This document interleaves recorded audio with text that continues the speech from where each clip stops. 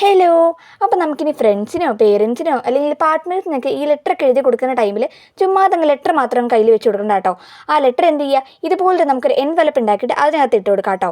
ഞാനുണ്ടല്ലോ ഈ സംഭവം, ഈ പേപ്പർ ഉണ്ടല്ലോ, നമുക്ക് ഈ ഷോപ്പുകളിൽ നിന്നൊക്കെ സാധനങ്ങൾ വാങ്ങുമ്പോൾ കിട്ടുന്ന പേപ്പർ ഉണ്ടല്ലോ, അതായിരുന്നു കേട്ടോ. അത് നേരെ കട്ട് ചെയ്തെടുക്കുക. ഞാൻ പിന്നെ കുറച്ചും കൂടി അങ്ങ് ലുക്ക് കിട്ടട്ടെന്ന് കരുതി എന്ത് ചെയ്യുന്നുണ്ട്, ഇതുപോലെ ഒന്ന് ചുരുട്ടി കൊടുക്കുന്നുണ്ട് കേട്ടോ. എന്നിട്ട് എന്ത് ചെയ്യുക, ഈ വീഡിയോയിൽ കാണിക്കുന്ന പോലെ തന്നെ ഒന്ന് ഫോൾഡ് ചെയ്തിട്ട് നേരെ അതിൻ്റെ ഉള്ളിൽ നിന്ന് ഗമ്മ തേച്ച് ഇതുപോലെ ഒന്ന് ഒട്ടിച്ചു കൊടുത്താൽ മതി കേട്ടോ.